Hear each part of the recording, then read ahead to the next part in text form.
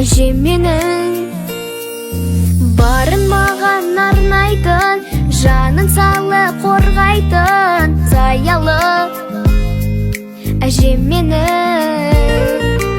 Өзіңізден аумаймын, ізіңізді жалғаймын, жүзіңізді жайнатып әнімді арнаймын.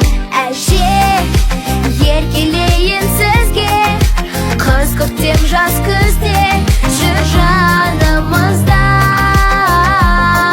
Әже, шаттық сыйлап бізге, жете берші жүзге шын бағымызға.